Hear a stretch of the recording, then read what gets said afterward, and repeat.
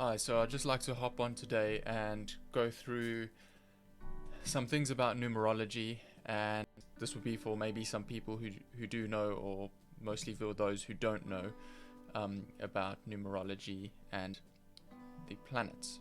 So before I begin, I just want to go through a little bit of an explanation of the numerological system or the template being used. Basically, this is based mostly off of Vedic numerology, and I'd just like to say that the numbers are originally symbols and represent archetypes. The archetypes correlate to planets and their archetypal natures or their qualities, their personification. Now, these should not be taken as definition, they should not define these numbers.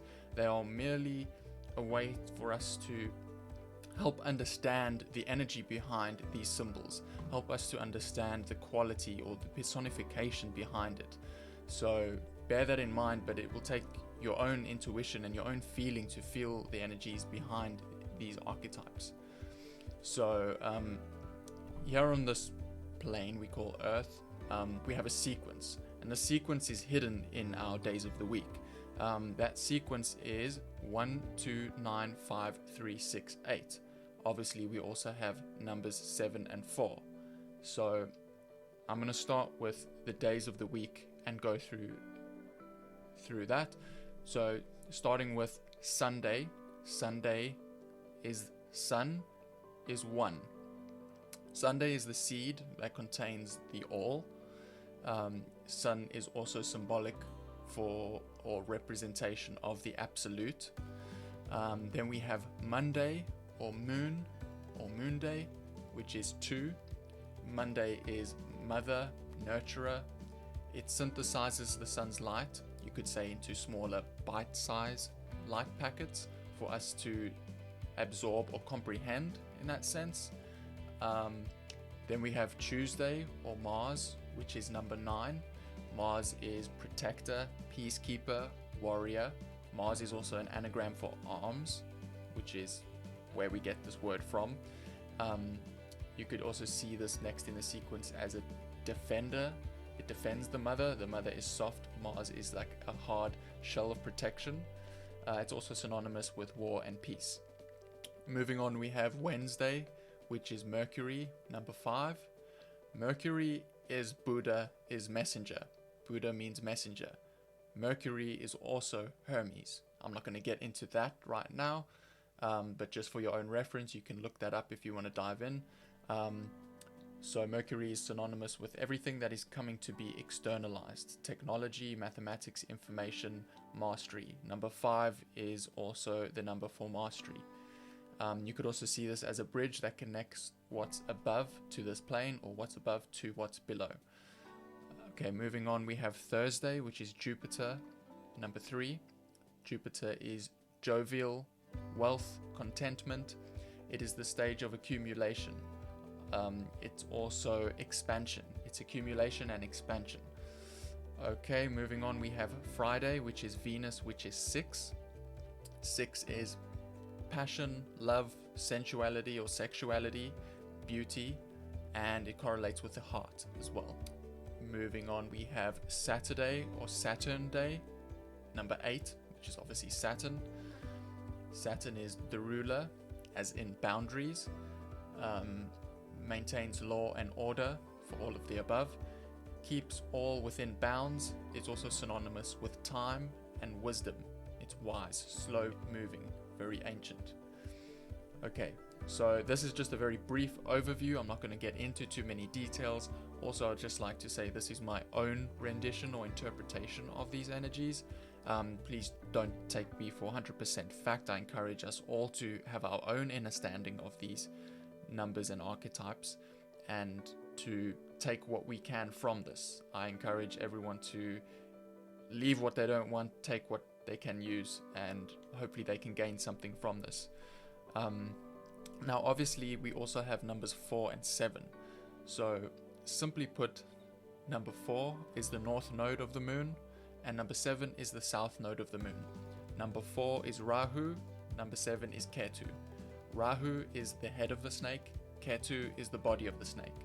Again, I'm not getting into too much detail, so please, you can look this up, you can do some more research. If you would like me to speak more about these specific topics or anything in specific mentioned, please feel free to let me know and I could maybe discuss further into some detail. So Rahu and Ketu represent the bipolar nature of man. They also kind of encompass the entirety, much like an enclosure or a housing for the entire system. They are not physical planets and they are deemed shadow planets. Another interesting fact is that Rahu and Ketu are also constantly in retrograde. Again, I'm not going to go into too much explanation of that. So I'm just going to bring up on the screen now the behavioral qualities of each of the planets and the corresponding numbers. All of us contain qualities of all of these numbers. We are made up of different proportions or ratios of all of these energies. So we each of us contain all of these energies. But a nice way to start understanding how these numbers affect you directly, again, without taking it too far, I'm just going to keep it simple. And basically that would be to take your, what we call a psychic number, which is the number that is most obvious in your personality, the number that is most prominent in your personality, which is more defining you as a person or as a personality or as your persona, the one that has the most pull over you. And that would be taking your date that you were born, the last date, so, or the first date, whichever way you look at it. So for me, I'm born on the 31st of January, so I will take the 3 and the 1 and I'll add them to a single number, which is 4. So my psychic number is 4, so that is Rahu. So if I understand the qualities behind Rahu, for example, what I've just previously mentioned, I would have a better understanding about myself and what makes me tick, what makes me the way that I am in this world, how I think, how I feel. This is a nice way to understand yourself. It gives you a great inner standing.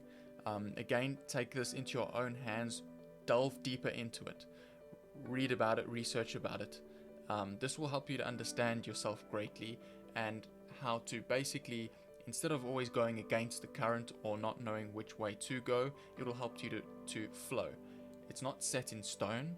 It's not your, let's say, destiny, but it is something of a guide that can help you to more smoothly navigate yourself in this existence. And once we know when we can go with emotion, at least we have the choice of whether we want to go with the current or go against the current, to avoid resistance and to use your energy more efficiently. But there are times where you need to make choices, and that is your free will and how you want to utilize what you've been given, the cards that you were dealt. The cards that you were dealt is your numerology.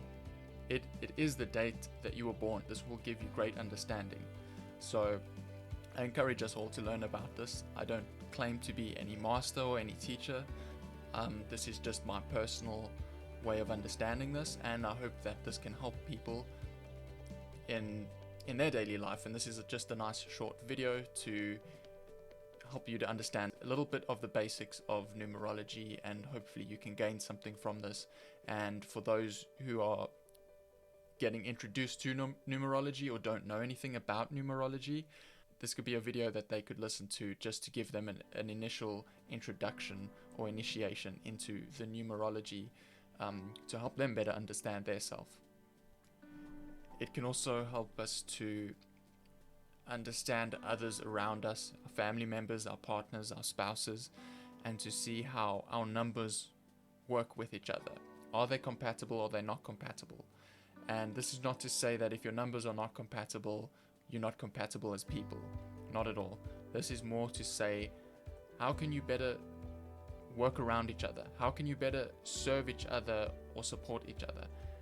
This will definitely help you find a good harmonic with those around you. After understanding these different archetypes and personas, it really helps me to understand those around me and how I can form more harmonic relationships with them. This takes the ease out of the conflict and the resistance in life, especially around those that are close to you.